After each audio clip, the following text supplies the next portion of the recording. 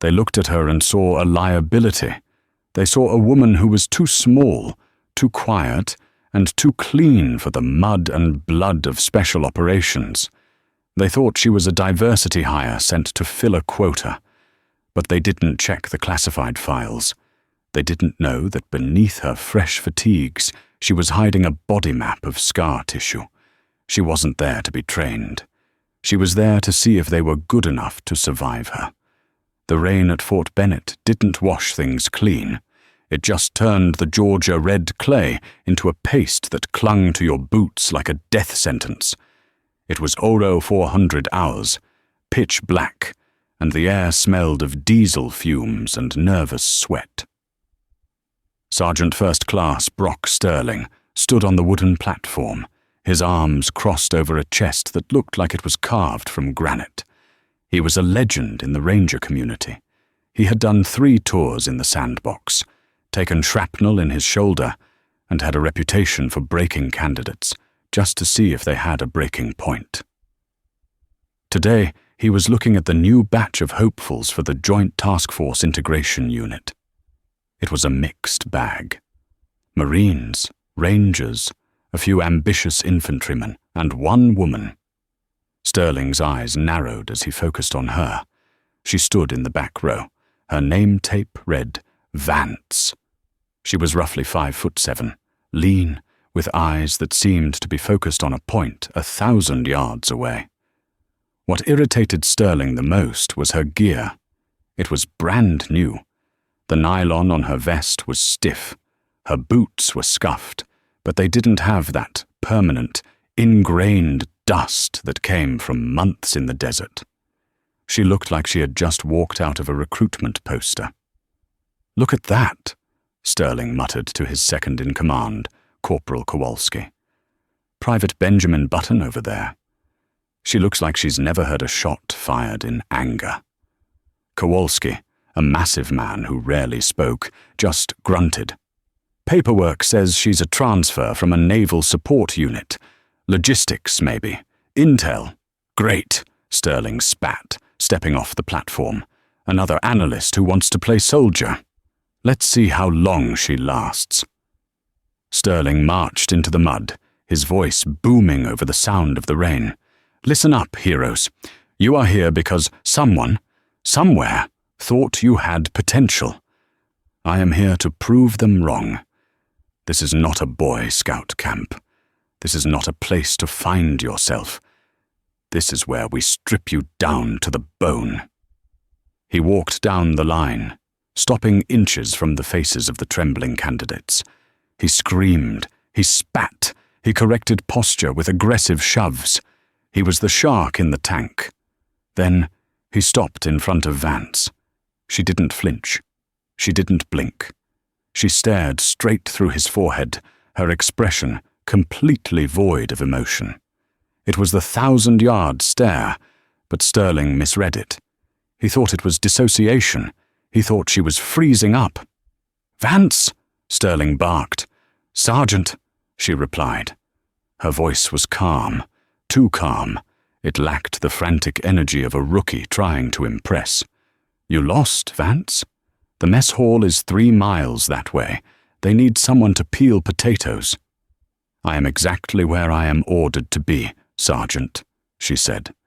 Sterling leaned in, the brim of his cover scraping against her forehead.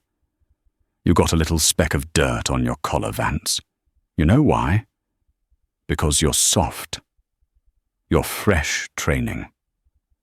You think because you read a manual, you can stand next to men who have killed for this country? No, Sergeant. Then why are you here?" "To work, Sergeant." Sterling laughed, a harsh, barking sound. "To work? All right. Drop. Give me 50. Then run the perimeter until you vomit. Then come back and do it again." Vance didn't hesitate. She dropped into the mud. Her form was mechanical. Perfect alignment. She pumped out the push-ups not with the explosive, jerky energy of the young men around her, but with a rhythmic, terrifying consistency. 1, 2, 3. She didn't slow down at 40. She didn't shake at 50. She stood up, covered in red clay, her face still a mask. She turned and began to run. Throughout the next week, Sterling made it his personal mission to break Sarah Vance. He gave her the heaviest ruck during marches. When the unit was given 10 minutes to eat, he gave her 2. He assigned her the night watch shifts that cut her sleep down to 90 minutes a night. He wanted tears. He wanted a complaint.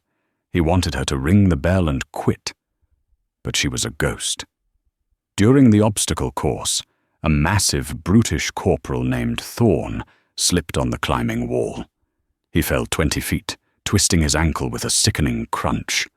The medics weren't there yet. Sterling watched from the tower. Before he could even key his radio, Vance was there. She didn't panic. She knelt beside Thorne, her hands moving with a blur of speed. She checked his pupils, stabilized the leg using a branch and paracord she pulled from her pocket, and elevated the limb. "Drink!" she ordered Thorne, shoving a canteen to his lips. "Shock is setting in. Breathe through the nose." Sterling climbed down the ladder. "Vance, who told you to stop running the course?" Vance looked up, her hands covered in Thorne's mud. "Asset was compromised, Sergeant. Stabilization priority 1. "He's not an asset, he's a recruit, and you are not a medic," Sterling yelled. "He was going into shock," she said flatly. "I stopped it." Sterling stared at the splint she had made. It was perfect. It was a field-expedient traction splint that usually took a combat medic 10 minutes to rig up.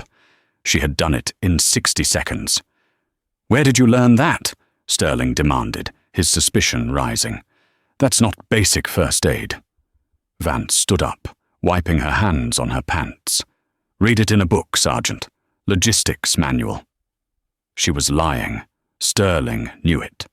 Nobody learned that kind of muscle memory from a book, but he couldn't prove it. "Get back on the wall, Vance. Double time."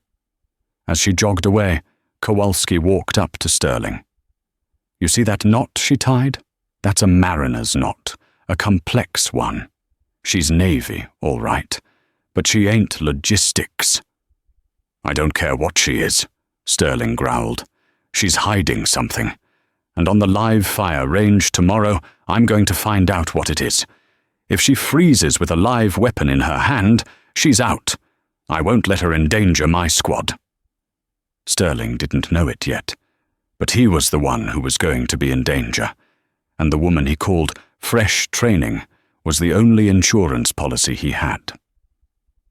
The kill house at Fort Bennett was a labyrinth of plywood walls, pop-up targets, and smoke generators designed to simulate a terrorist compound. It was live fire. One mistake, one flagged muzzle, and you went home, or to the morgue. The rain had stopped, but the humidity was suffocating. The squad was lined up at the breach point. Sterling was walking the catwalk above, observing the action. "Team 2, you are green to go," Sterling shouted over the comms. "Hostage rescue scenario. 3 tangos inside, 1 civilian. Watch your corners." Vance was the point man, or point woman, for this run. Sterling had put her there on purpose. Point was the highest pressure position. You had to make the split-second decisions on who to shoot. "Breach," Vance whispered. Her movement was fluid. She didn't kick the door. She pressed the handle and flowed in like water. Bang, bang. 2 shots rang out instantly. Double tap. Center mass on the first target. The rest of the squad, led by a nervous recruit named Jenkins, stumbled in behind her. "Clear left. Clear right." Vance moved to the hallway. She held her rifle not like a tool she was borrowing, but like an extension of her own arm. She kept the stock collapsed, high on her shoulder, barrel sweeping with predator-like precision. Sterling watched from above, frowning. "She's too fast," he thought. "She's not clearing properly. She's rushing." "Ambush!" Sterling triggered a surprise mechanism. From a hidden panel in the floor, a target popped up right next to Vance's leg. It was a suicide bomber target. In 99% of training runs, the rookie panics and jumps back, or they fail to shoot in time. Vance didn't jump. She didn't even flinch. Without looking down, she dropped to one knee, driving the muzzle of her rifle into the target's chest and firing 2 rounds, while simultaneously spinning to check her 6. Thwack, thwack. It was violent, efficient, and terrifying. Then, things went wrong. Jenkins, the nervous recruit behind her, was startled by Vance's sudden drop. He jerked his trigger.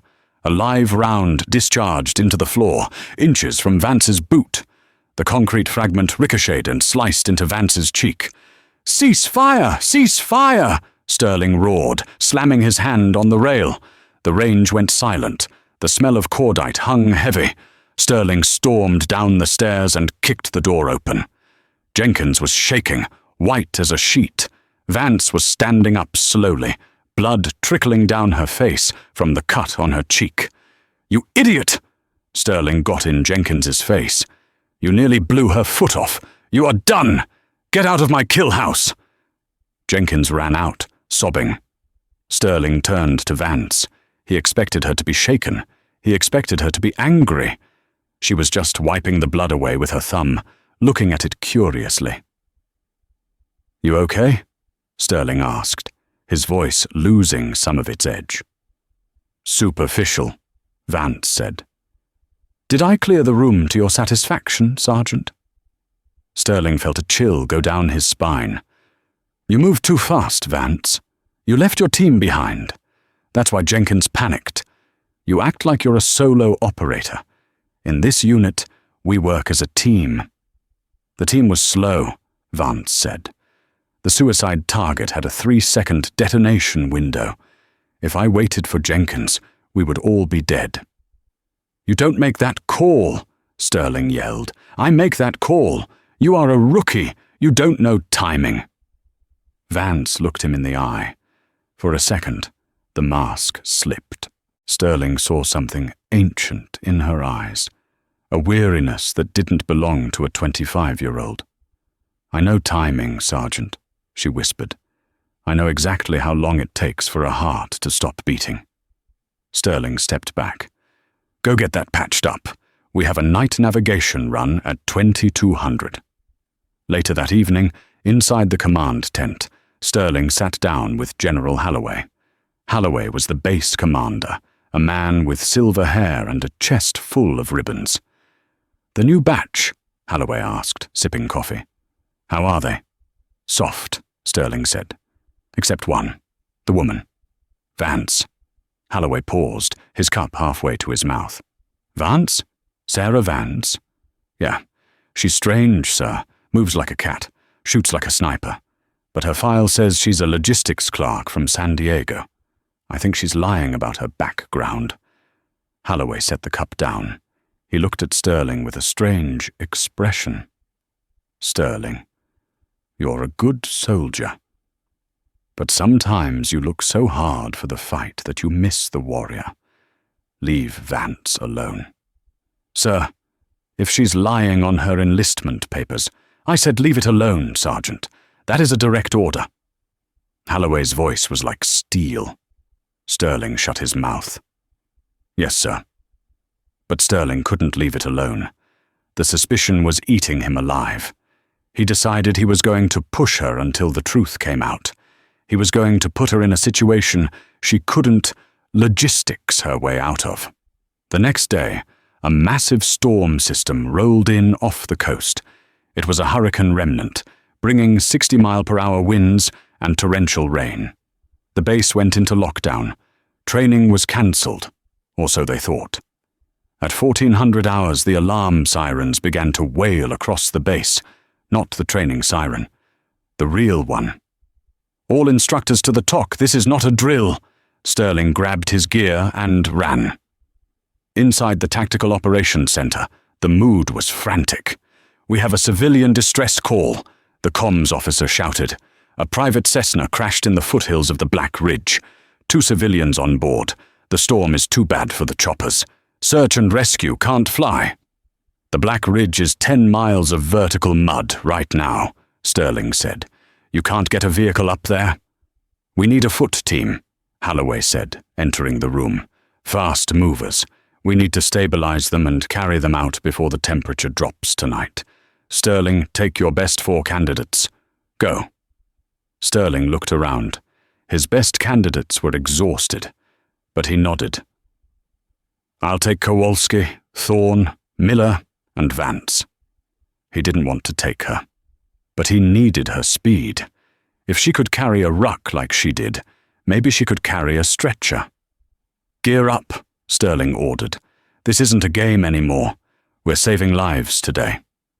As Vance strapped on her vest, Sterling watched her. She was checking her medical kit, adding extra morphine injectors she had scrounged from somewhere.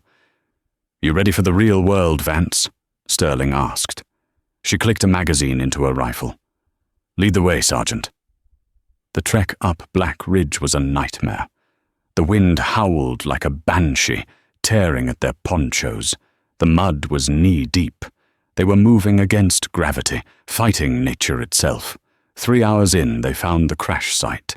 The small plane was crumpled against a rock face. "Secure the perimeter," Sterling ordered. They moved in. 2 survivors, a father and a young daughter. Both were conscious but badly banged up. The father had a compound fracture of the femur. "Vance, get on the leg!" Sterling shouted over the wind. Vance was already there. She worked with a terrifying calmness. She didn't offer comfort words, she offered solutions. She set the bone, applied the splint, and administered pain management in under 2 minutes. "We have to move," Sterling yelled. "The river down in the valley is rising. If we don't cross the gorge now, we're trapped on this side of the mountain for 2 days." They loaded the survivors onto collapsible litters. Sterling took the front of the father's litter.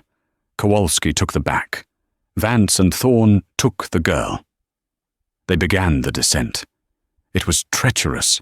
The mud was slick as oil. As they reached the gorge, they found the old wooden bridge swaying violently in the wind.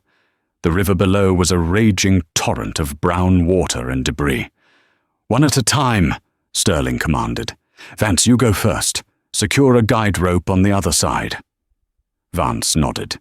She tied a rope around her waist and stepped onto the slick wood.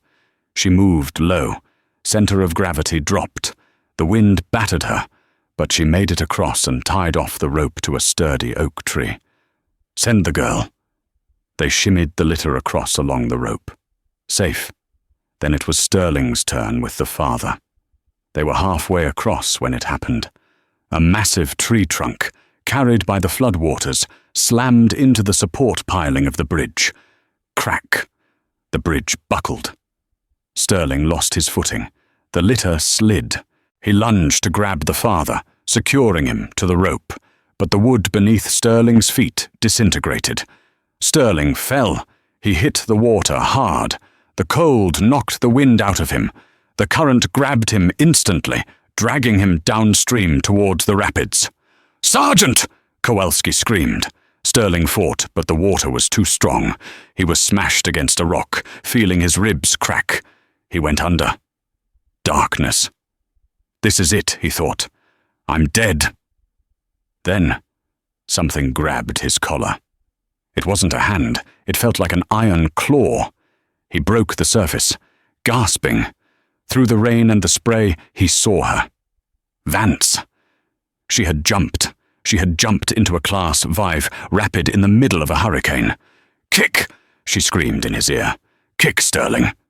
She had one arm hooked around a submerged log, and the other gripping his vest with impossible strength. The current was tearing at them, trying to rip her arm out of its socket. "Let go!" Sterling choked out.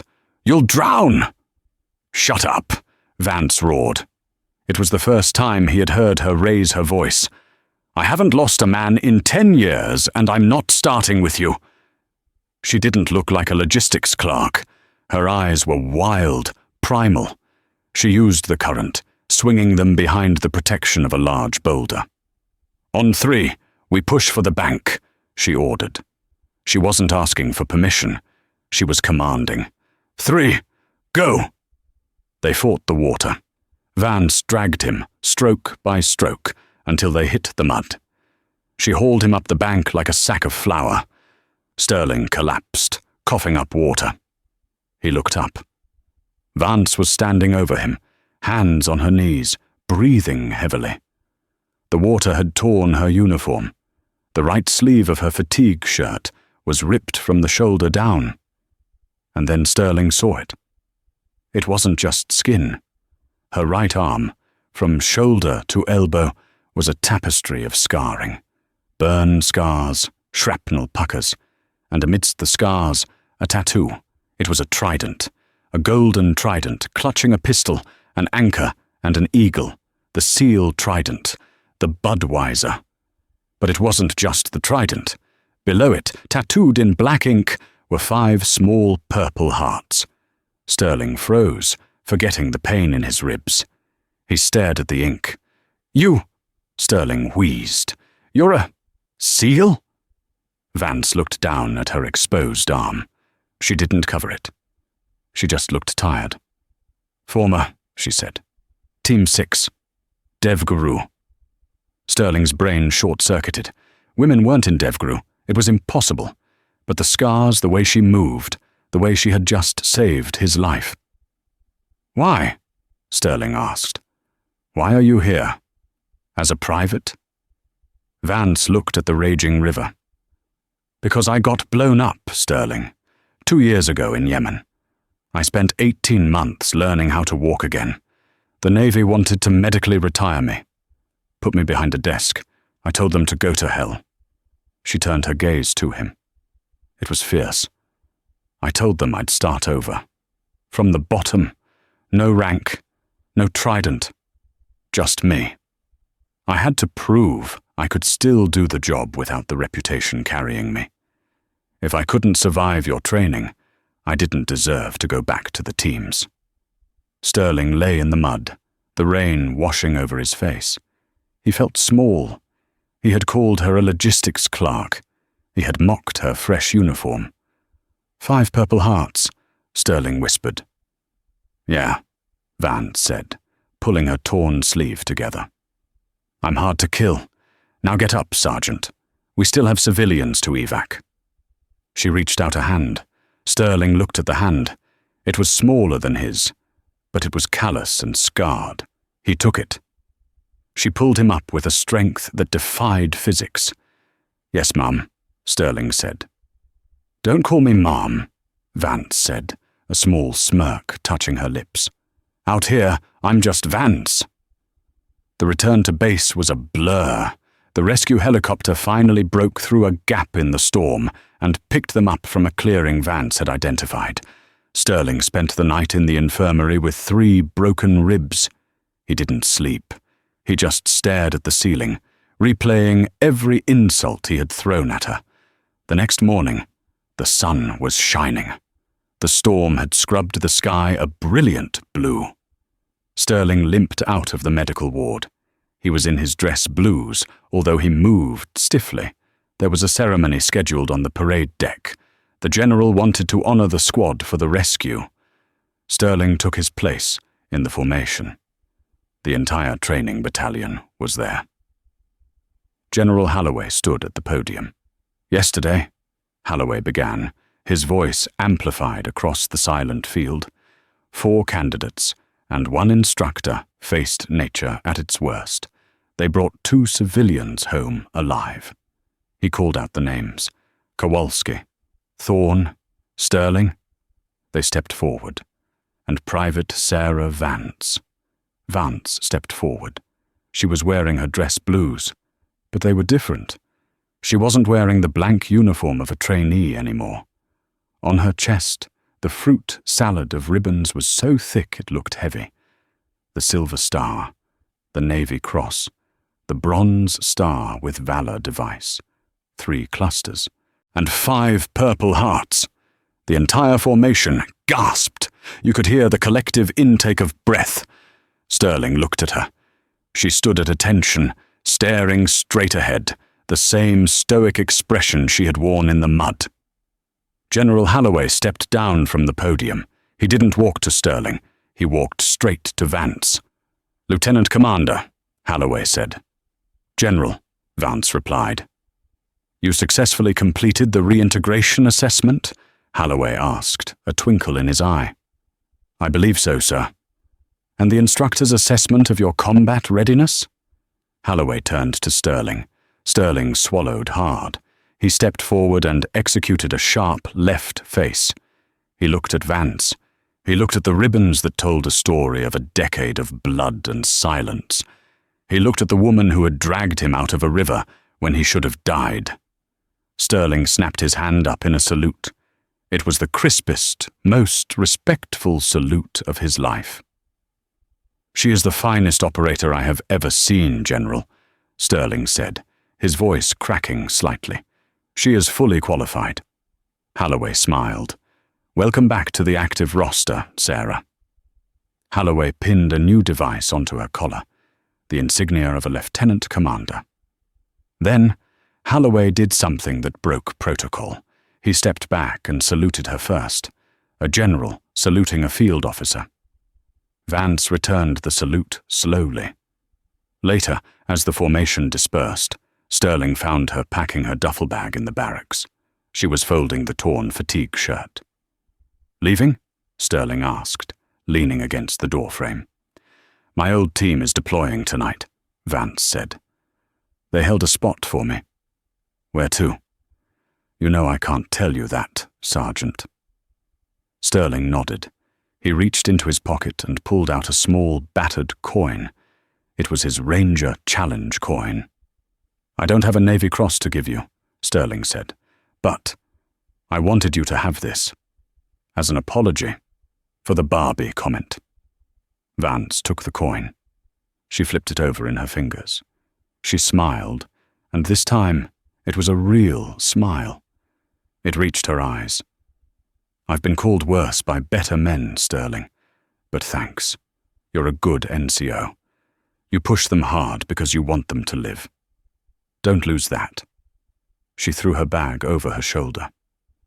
"Hey, Vance," Sterling called out as she reached the door. "Yeah? Next time you come through training, maybe give me a heads up. I almost had a heart attack trying to keep up with you." Vance laughed. "No promises, Sterling.